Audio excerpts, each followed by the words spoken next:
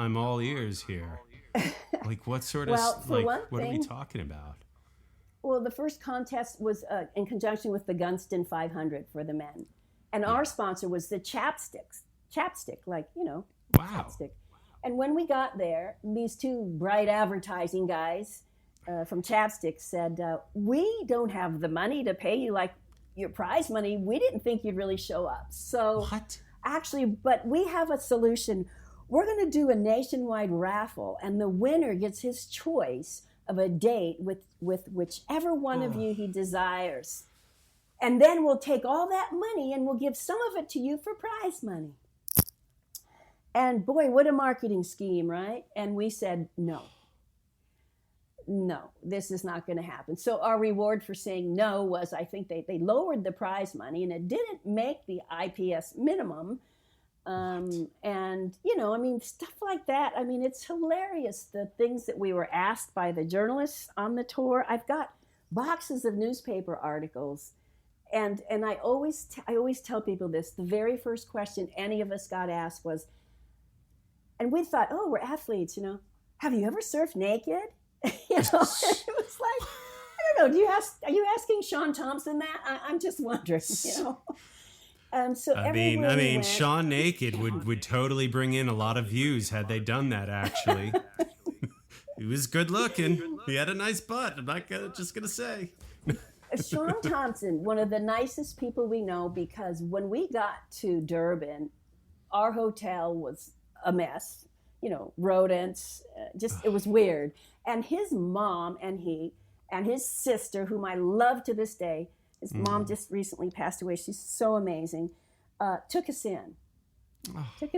And we stayed with them for a few weeks, and it was like so kind, and so, and his brother Paul was there too. It was just so very nice.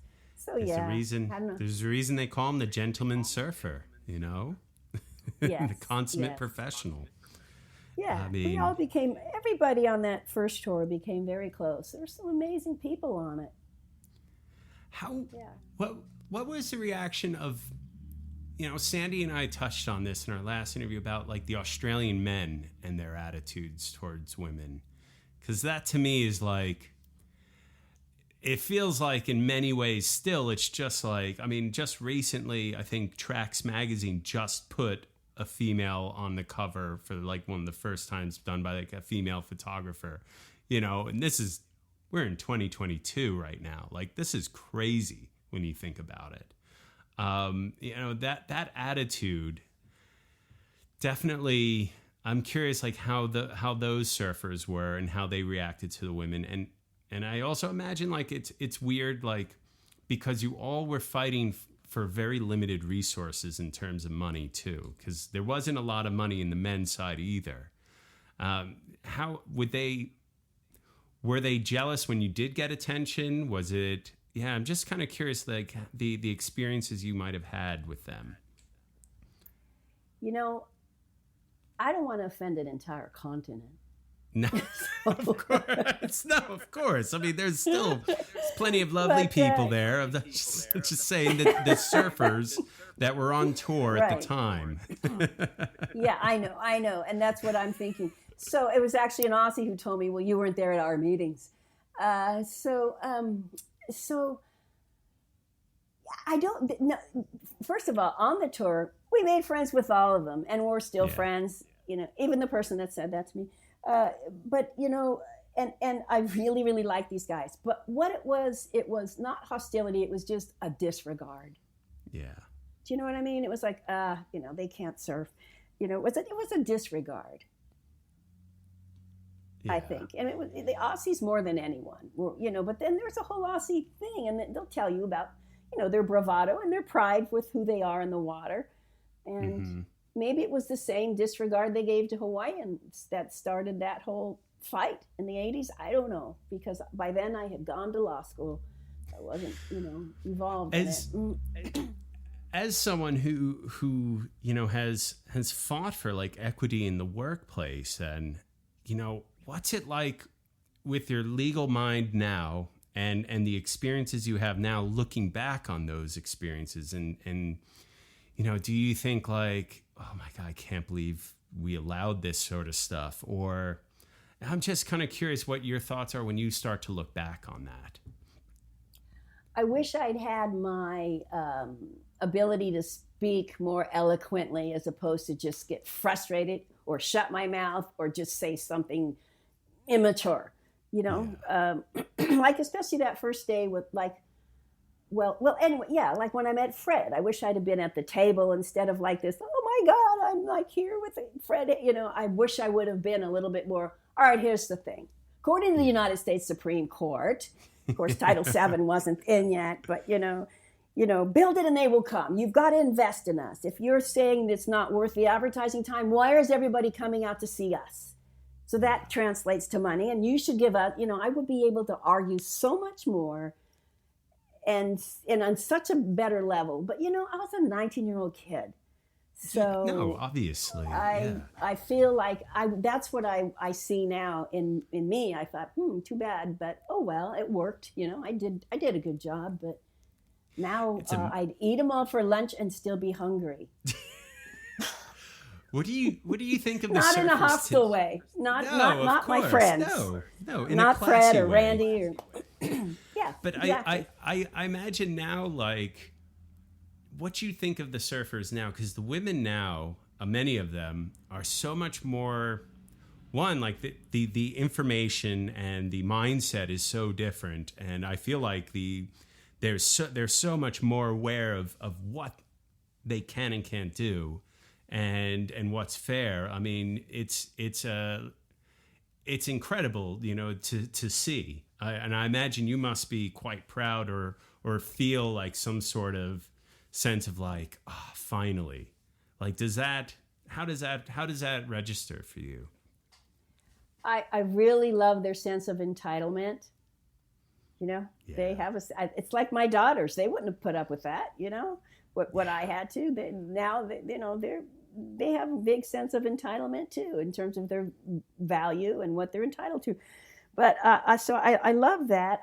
I don't know that a lot of them really understand what it was like before, and maybe that's okay. Maybe you just, maybe you just sort of take it at your generation and move forward, because every generation I see, including my own, thinks you're the only one that, everybody. When I first started surfing, I thought everybody before us didn't surf. They use those big old boards, and then the 80s, they look back at 90s, and everybody kind of does that until they start getting older, and then they see the whole time continuum. And then now I worship those women who were before me.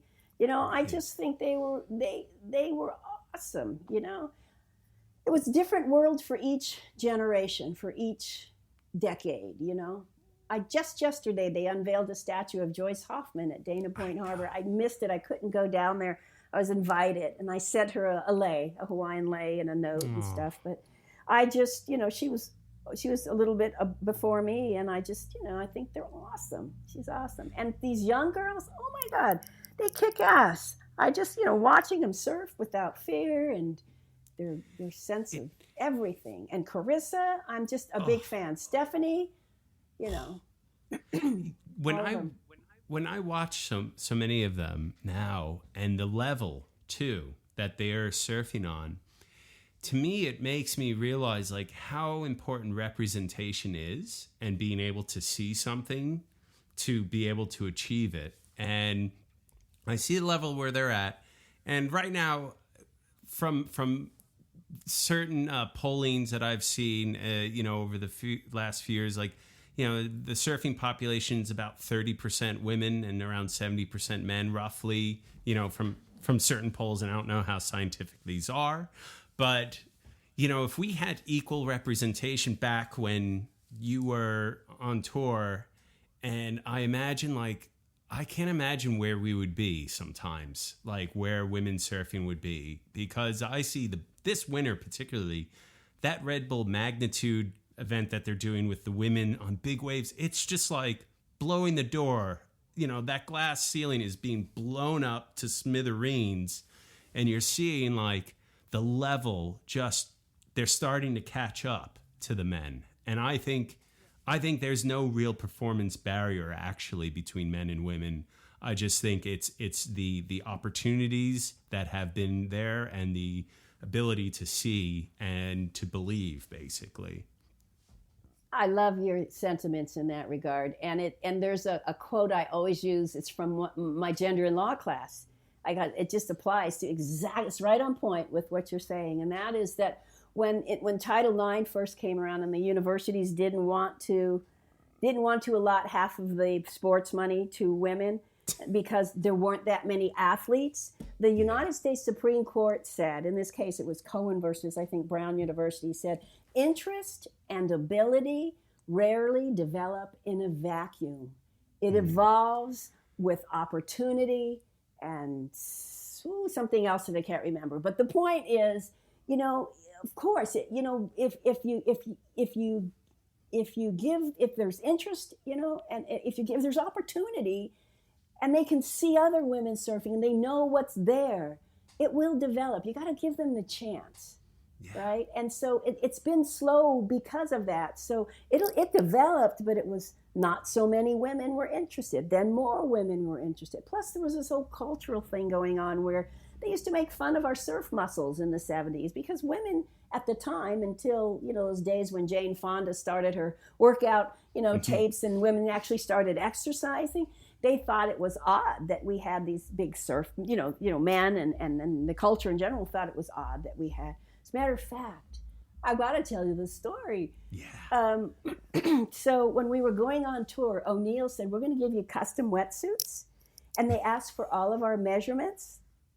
When we gave them our chest measurements, they were really big because we've got these lats, right, in our back that, from paddling. So our chests were measuring very big. So I guess when O'Neill gave it... Yeah.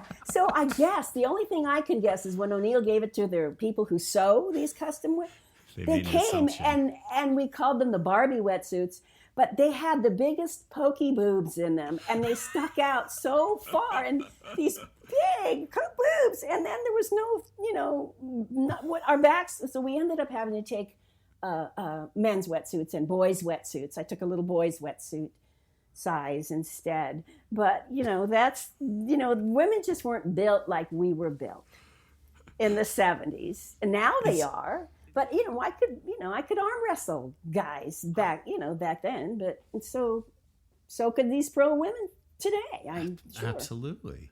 I wonder if those wetsuits are hanging somewhere. That needs to be an exhibit in Shack. Yeah, mine got stolen, But I tell you what is still being passed around. There's a wetsuit. I went to a contest in New York. There you go. Really? Yeah, Ooh. And this was actually after law school. I just went for fun. It was a pro contest. I qualified. Southampton. At Shinnecock Inlet. Yes. Yeah. Yes. And there was a little cheap motel we all stayed, and one of the women, we were cold. It was New York in September. And she was trying to get her wetsuit dry because it hadn't dried from the night before. What can I say? We're from Hawaii and California and stuff. And so she put it in the oven and it caught fire. Okay. But she didn't know. She put it on broil. And it was a Debbie Hull and Candy Woodward. Debbie put it in. And she put it on broil and then she forgot about it. And then, until the whole room got black with smoke. And so we couldn't pull it out because it was like hot, right? And we didn't have any utensils. It was a motel room.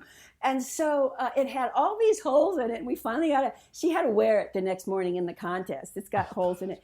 So we rode on it. And, for occasions like birthdays or weddings, or I presented it to Debbie as a disguise thank you gift at Surfing Heritage and Culture Center, which in a big Nordstrom box. And she opened it up. It was the wetsuit. And we just keep giving it back. It goes around.